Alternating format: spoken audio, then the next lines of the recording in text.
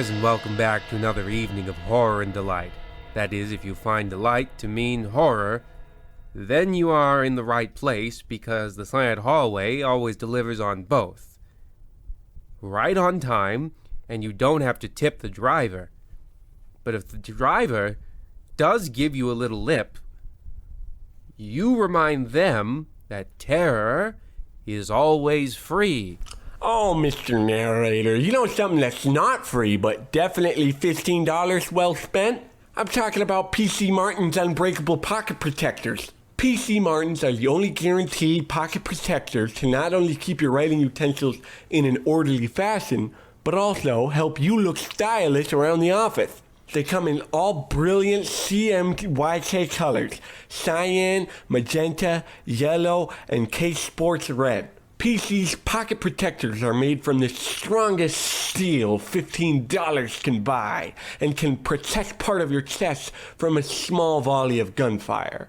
That's PC Martin's Unbreakable Pocket Protectors. Okay. Is it on you holding your pens? Yes, it is. That's what pocket protectors are made to do. Anyway, our story tonight is a chilling tale of how greed can not only ruin a man's heart, but also his entire life. Now, this is different from the other 48 episodes of The Slanted Hallway involving greed destroying someone's life, because it's got cartoons in it. Meet Chase Ashby Jr., famous animator and American entrepreneur that changed the face of entertainment as we know it with his beloved cartoons. What we don't know is that Mr. Ashby is going to change the face of his studio for the better, or for the worst. The Slanted Hallway is proud to present When the Ink Runs Dry.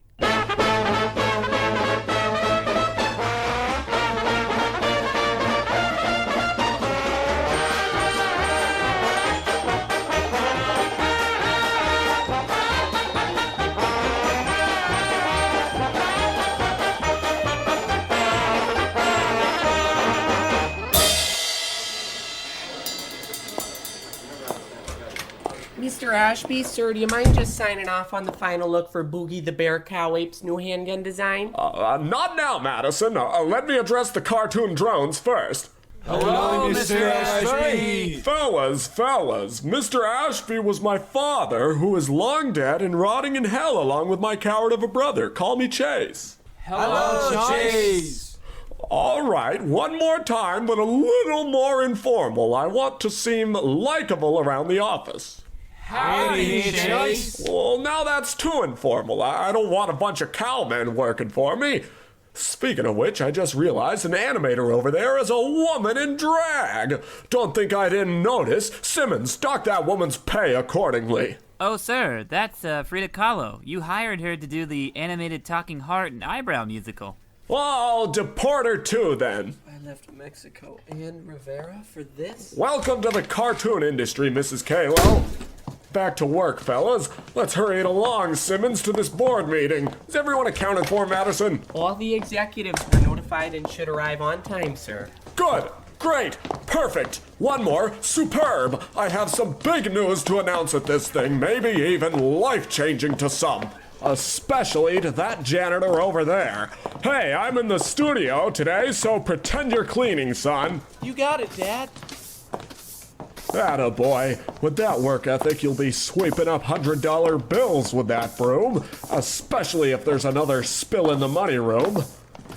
Sir, mind me asking you now, but what's the news you're planning to... Simmons, the best kind of news is always a surprise.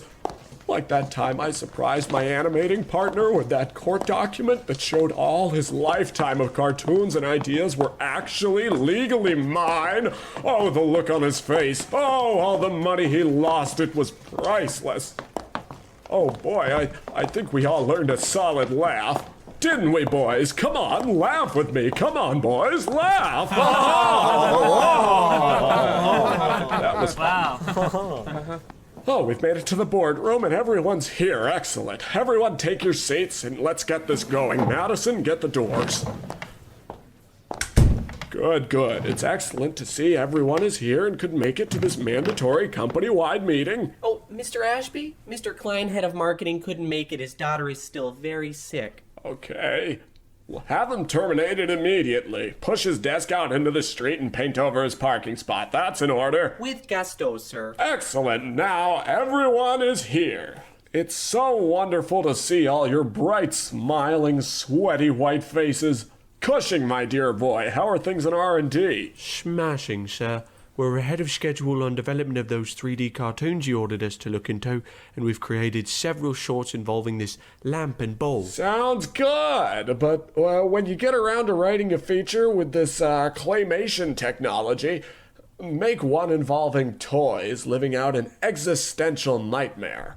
Then we can sell toys from the movie to the kids. Brilliant. Why, yes, I am, but it's also a horrible curse. Just kidding, I love constantly being smarter than everyone.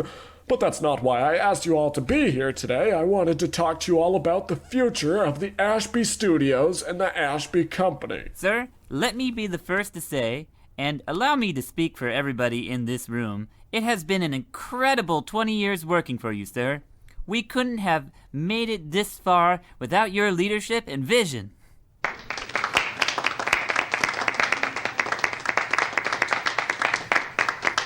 Oh, Simmons, my number one suck-up.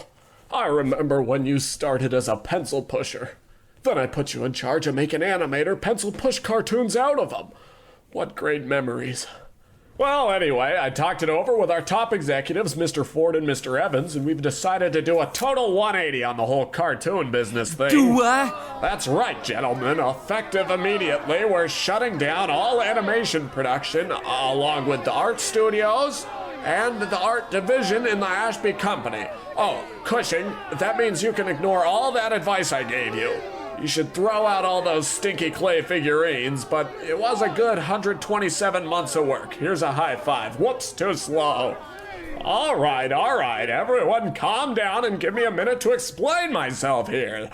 Then again, I own this company, so I don't have to. Hey, 3 p.m., that's a good time to go golfing. Ford, Evans, get the clubs. Well, hold on, sir. This is an extremely irregular situation you're putting us in. I don't follow. What's weird about me doing something I want to with my company? Chase, that's not much of an explanation for shutting down the studio and laying all of us off. Well, fair enough, Simmons. And no one said you in particular were laid off. Now, gentlemen.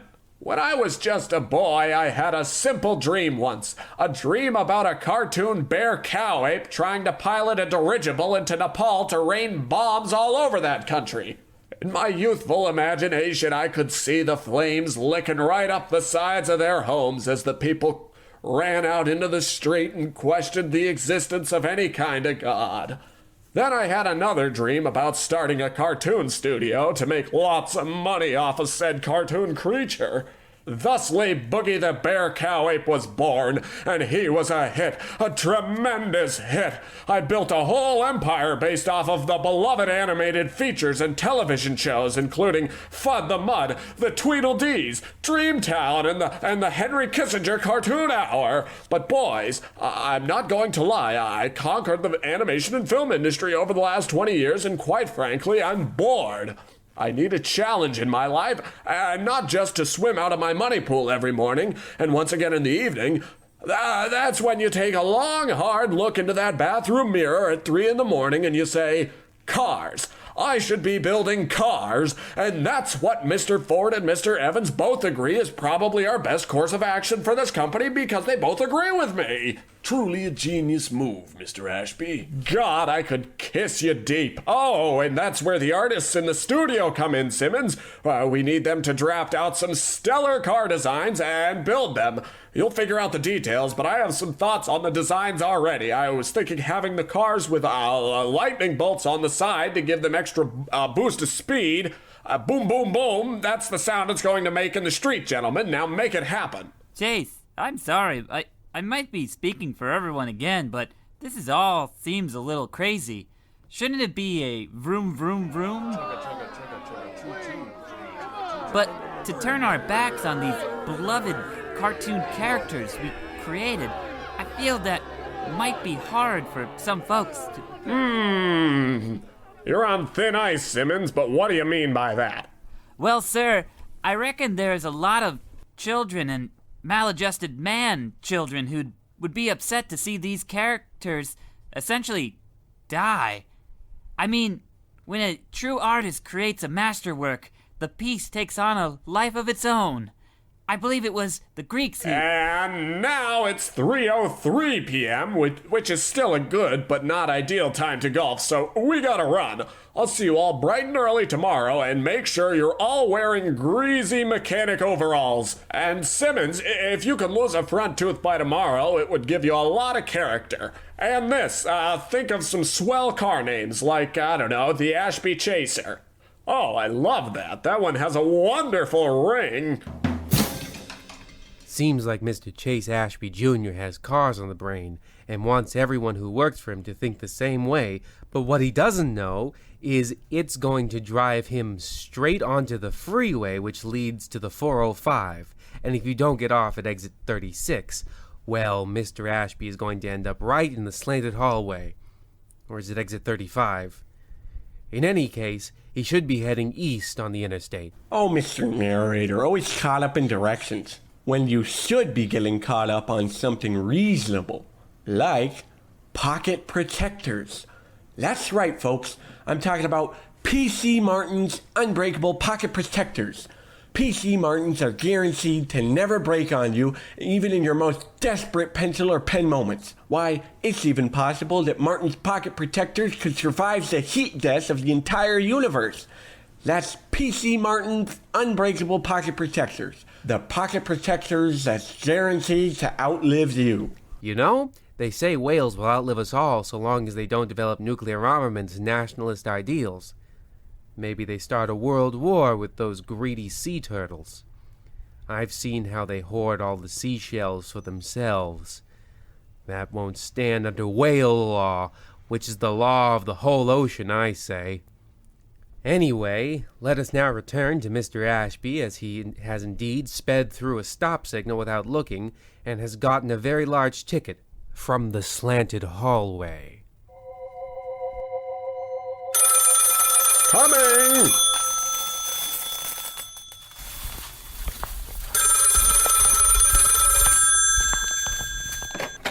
Hello? A meeting? Cancelled? I didn't even know I had a meeting. Move up to 4. Yes, I think I understand the point of this phone call, sure. I'll see you later, Mother. Now then, what was I thinking about while I was struggling among the shekels? Oh yes, the millions of dollars I stand to make off my new car idea. Wait a moment. It's near 9:30 of the clock. Where in the world are Ford and Evans? Wait a minute. No, this sundial has just confirmed it. Perhaps I should move it outside. No matter. Simmons! Hello? Simmons? Where in the devil is he? Has everyone decided to use their vacation hour on the same day?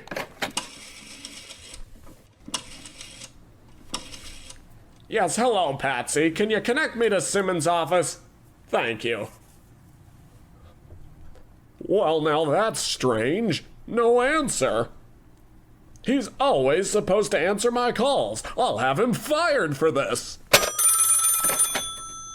Hello? Mr. Ashby? Yes, that is my name, thank you, but please call me Chase. All right, have a good day. No, Mr. Ashby, please, don't hang up. It's me, Simmons. You've got a lot of guts calling me after what you've done. What did I do? Either you're just being coy or you're playing stupid. A nice change of pace from just the regular being stupid. Mr. Ashby, please. You have to listen. It's urgent. Someone or something has been following me. Well, if you are as stupid as I think you are, I should explain. I called your office earlier and you weren't there, so where are you? I'm trying to explain. Some kind of creature. It came. Dear God, it's like it crawled right out. Excuses. You should be at your desk doing whatever it is you do now that we make cars. Not gallivanting around the streets or something. Are you just calling from your office and lying to me? God, no, sir. I'm at a payphone in Anaheim. I got chased out of the studio by what looked like... We don't work in Anaheim. You're nowhere near your desk. And do you know what that makes you? Good God, it found me. You should be scared because you're fired. Please, don't do it. Please don't, God, no!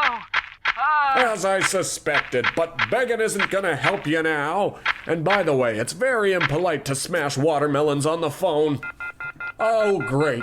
Now you're singing some terrible ethnic song. Well, anyway, clear out your desk. Well, I guess you just can't hire any good help anymore. Now I've got to dress myself like a peasant and drive my own car to work like a hillbilly. Oh, hello, Mr. Ashby. Well, silence. Simmons didn't pull me out of the money pit this morning, and I picked out the wrong monocle, so you leave me alone, do you understand? To think I fought off a whole cloud of mustard gas with just a paperclip to end up treated like some kind of a refugee from a village I burned. Hello, gentlemen, I'm sorry Simmons' incompetence kept you waiting. Now, as I was discussing yesterday over dinner and then partially over dessert, we really should move as much heavy machinery as possible into whatever it is those kids were living in. What was it you two called it? I think you said home, but it must have been a joke. Ford? Evans? Are you playing another round of hide and seek? All right, here I come. This will not do. Where in blue blazes are those two? It's getting close to my 8 p.m. dinner time with the Roosevelts. Madison, get in my office and on the double. Yes, Mr. Ashby? Where in the devil is Mr. Ford and Mr. Evans? I'm sorry? I hate having to repeat myself to the help, but here we go, I guess. Ford and Evans, they were supposed to be here hours ago to look over these factory plans. We're going to have to bulldoze some of these low-income housing structures to make way for the new speedway to test out all the new chaser cars. I need their approval on the name of said speedway, but while you're here, which sounds better? The Chaseway Park or Ashby Lanes? Oh, sir, Chaseway Park for sure. Right, that's got some sauce to it. But, sir, has no one notified you? Well, all right, Chase. Don't look stupid and uninformed in front of your subordinates. Remember what your grandmother taught you. Be friendly until they let down their guard and then go for the neck. Yes, I was. And boy, do you look handsome today, Madison. Oh, thank you, sir. I decided to flip my side part to the other side just to be a little wild. I'm glad you noticed. So you do know about Mr. Ford and Mr. Evans' disappearance? Wait, come again? Disappearance? Yeah, I knew all about that. But I'm going to test your memory skills in this impromptu employee evaluation session. 60 seconds, Madison. Go. Oh, Mr. Ford and Mr. Evans both went missing exactly 45 hours and 36 minutes after your big announcement of converting the animation studio into a big car manufacturer on October 17th, 1940. All right, Madison, I've heard enough. You've passed the test, but now juggle these office supplies. Yeah! Right away, sir. Hup, hup, hup, hup, hup, hup, hup. Hey, I'm pretty good. Hup, hup, hup, hup. Why, yes, you are, Madison. What isn't good is the distressing knowledge that Ford and Evans are still missing. Where could they have gone?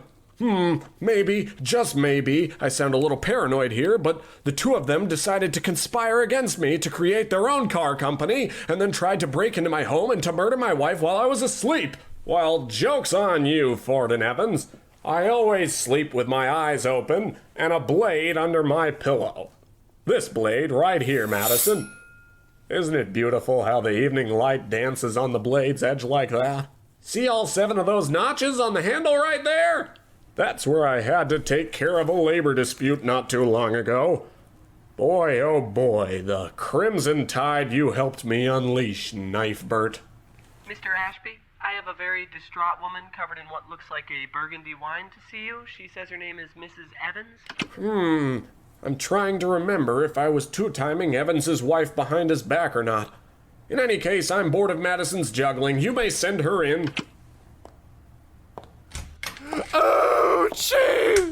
It's so horrid! I didn't know who else to come to. It's just so terrible. Now, it's all right, Miss Evans. Here, take a seat on my guest couch, but no tears on it, please. That's real white rhino hide. What's got you so worked up? Chase, it's It's my husband. Mr. Evans? Mr. Evans went missing 45... Not now, Madison. Please go on. My husband, Chase, I was looking all over town for him since he went missing. I was up all night with the police looking for Robert, but no one had seen him or even knew he was gone. It seemed he had just disappeared from all of existence, but then I returned home and I saw the light in his private study was on, and it looked like someone was sitting at his desk. I went rushing in, thinking it was Robert, and unfortunately, it was. It was Robert, but he was missing his head. Ha! Typical Evans, always losing his head under pressure while we have a big deal of work on our hands. Well, when can he come back in? I understand if he needs a couple days to get over his nerves. Chase, Robert is dead! Dead! Someone murdered my husband and took his head! The only clue the police could find was a pair of inky footprints. They say, though, that the prints don't match any normal man or woman or even human, and they can't decide if the prints belong to a bear or a cow or even an ape. And I'm officially bored. Madison, please tend to Mrs. Evans's needs because I really don't have the patience for that nonsense. I'm sorry, Miss Evans, but everyone has lost a loved one in a horrible ritualistic murder at some point in their lives. Mr. Ashby, this is truly a serious situation. If Mr. Evans was murdered, it's not too far of a stretch to believe the same thing happened to Mr. Ford. We should alert the authorities immediately that someone is targeting executives with violence. What are you getting on about, Madison's? 30 seconds this time. I'm saying, sir, that maybe a disgruntled employee wasn't too thrilled about the new direction you decided to take the company in, and they're lashing out. Mr. Ashby, your life could be in danger. Bow, danger. The only danger I experience is the IRS discovering that hollowed-out mountain in the Sierra Nevadas where I keep all my extra swear jar money and Hitler's flying saucer. Forget I said that last part. No, when danger comes my way, I laugh and have several assistants deal with it.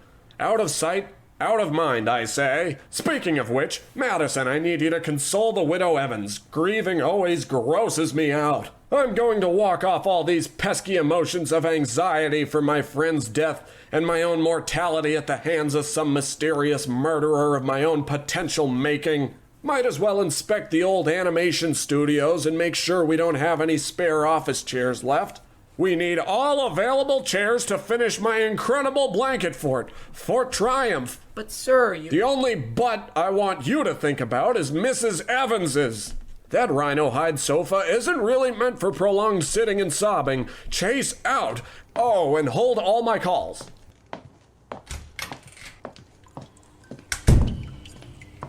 A little darker and more dreary than I remember the studio being. Where'd all these hanging chains and heavy industrial machinery come from? Oh, well. Hey, who's there? This building is supposed to be shut down. This studio is off limits, even employees. Hello? Hello? Okay, then it must have just been several large raccoons in a man costume that knocked those. All right, I heard that for sure with my good ear. Now come out, and I won't reprimand you too hard. What the? My crocodile slippers, ruined by ink. Look at that. Little inky footprints trailing off. Weird. Oh well, this all still doesn't affect me. Hey, who's in that office there? Wait, is it you, you devil? Ford, what are you doing in here? We were supposed to meet hours ago to sign off on those building plans together. Now, it's okay. You wipe that petrified look of horror off your frozen face. Also, Ford, has anyone told you it's a bad idea to have so many knives plunged into your chest like that? You could potentially lose a lot of blood. Or worse, get some on the carpets. Oh, laugh with me, Ford. Come on, laugh with me. Oh, come on, Ford. The joke wasn't that funny. You're worse than that suck-up Simmons, honestly.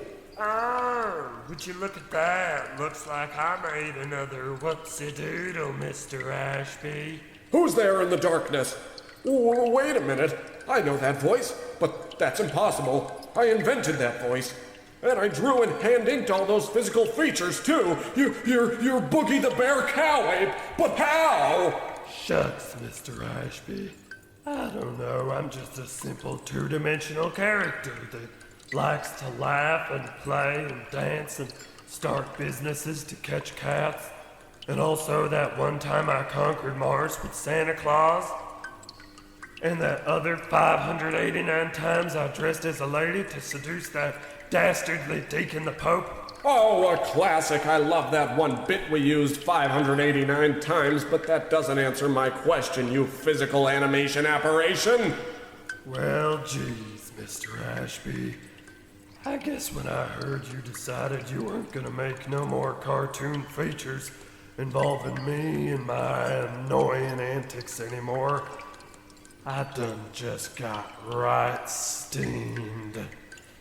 No more movies means no more fun for old Boogie, and that's no fun for no one. Stand back, bear cow ape.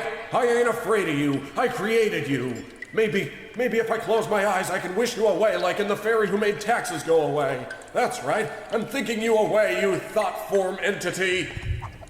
Ow! Don't throw things in the office. I had to make that rule after HR said it was illegal to make employees juggle on command. But no one told Madison. Ha! Oh wait, I'm in real danger. For real! That's right, Mr. Ashby. You have to reap what you sow. And it's not just me that would like to have a word or two with you. I brought the whole Ashby Toon pals along with me to teach you this lesson. What? No, that's impossible. It's the Tweedledees. They're not very happy not being in the movie pictures anymore, Mr. Ashby. We enjoyed frolicking through the forests of sunshine during the day and swimming in Moon Fall Pond in the evening. Now we just want to swim in pools of your blood. Own blood. Own blood. When we say Tweedle together. Tweedle. No! Stop this! This is all some kind of a bad waking dream! You mean a nightmare, Mr. Ashby? It can't be. Silly Aunt Margaret and her silly juice adventures. They've become real as well. Well, that's right. I love life. Dancing around, getting into my most adventures, trying to get my silly juice so I could ruin Christmas again for my whole family, but no. Mr. Chase Ashby Jr. decided to take my silly juice metaphorically away. And now, hold up, I dropped my keys. Let me just pick up those up. I got them. Okay, now we're gonna make some silly juice shirts. We're gonna make some silly juice out of you.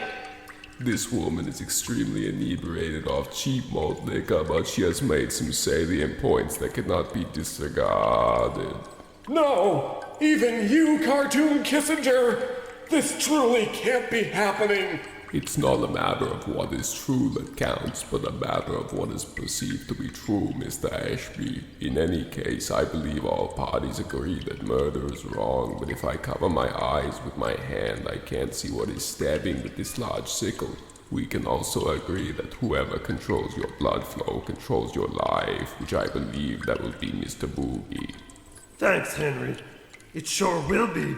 Barry, sir? Oh, shoot, I got Barry and Barry mixed up again. Classic Boogie.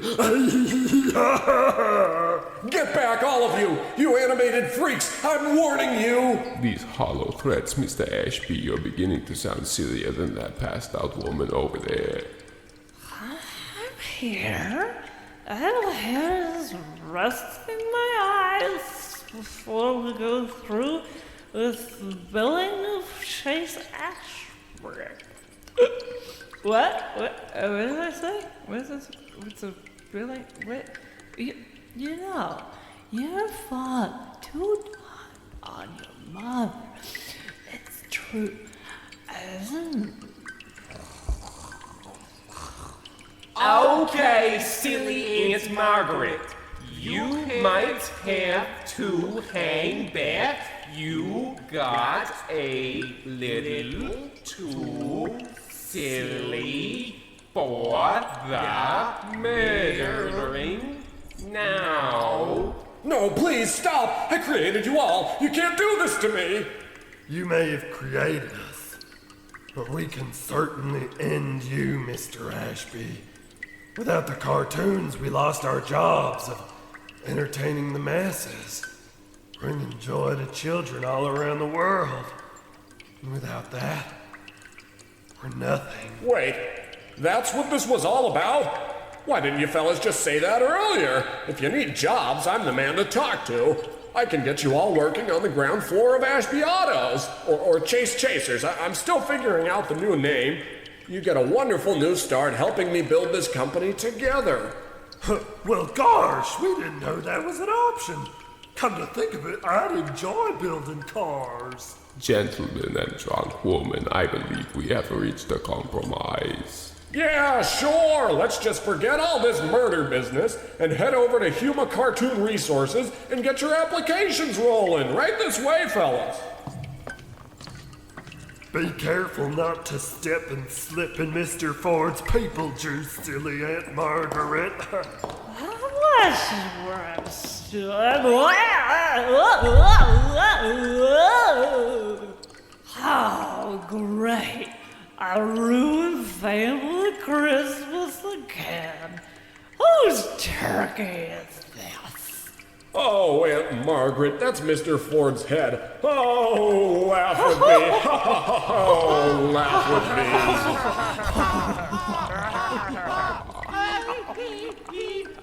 Oh, my funny bone is tickled. Here are those numbers you were looking for, Mr. Ashby. Perfect, Madison. These are great. I've never seen better numbers in my life, and so big, too. What is this, foam core? Foam rubber, sir. I made them myself. You devil, Madison. You've done it again. Sir, I have the new employee you wanted to speak to. Oh, yes. You may send them in now. You wanted to see me, Mr. Ashby? Yes, I did, Boogie. I wanted to talk to you personally about your performance on the assembly line. I've been hearing some complaints. Gee, Mr. Ashby, I don't know what to say. It has taken me a lot longer than the other assembly men. It's been hard screwing in the tire bolts since I got these giant cartoon hands. Admittedly, I have been holding up the line too because it seems all the other workers run in terror at the sight of a living cartoon character working on the cars. Madison? How many excuses did you count Mr. Boogie make just now? I think just about 3, sir. That's exactly how many excuses I heard, too. 3, and 3 strikes, you're out. Home run, grand slam, the crowd goes wild. DiMaggio rounds the bases, he's waving to all the fans. Oh, sorry, I'm trying to say, you're fired, Boogie. Fired? Golly, Mr. Ashby, this just don't seem fair at all to this bear cow. I'm gonna cut you off right there, Boogie. Fair indeed is fair. If you can't finish the job, you don't get to keep at it. But what about silly Aunt Margaret? She's always sleeping on the job because of her silly juice. Hey, there's nothing wrong with being on the sauce while you work. Look at me. Huh? Oh, jeez, Mr. Ashby. I don't know what I'm gonna do. My wife said she'd leave me if I lost this job. Oh, cheer up, Boogie. There's plenty of jobs out there for hideous creatures with weird cartoonish skill sets such as yourself. Hey, maybe you should apply to be a dirigible pilot. You already have that captain's hat drawn on. Oh, Mr. Ashby, I'm colorblind. They won't let me fly anything. Oh, classic Boogie. Laugh with me. Oh, no, my cancer's back. It's crawling up my throat. Madison, quickly, freeze my head. There you have it, folks. Truly another chilling tale with 2 epilogues in a row. I bet you all forgot about that animator from Korea who we cut out of the story. In a lot of ways, it seems like it didn't really go anywhere with that plot line. Honestly, we could have cut that out altogether. And it really wouldn't have affected the overall story. Would have been a lot shorter, though. We already cut the first one, so I guess if we cut the story you actually heard, it would have just been me talking for about 5 minutes. No matter. Tune in next week, dear listeners, to next week's episode of The Slanted Hallway, where a Civil War soldier finds out he's teleported through time to ancient Greece, where he inadvertently invents pig wrestling and slavery. And as always, listeners, and he's part of the Union. And as always, listeners, remember to check your air filters and keep them slanted also. The end. Over.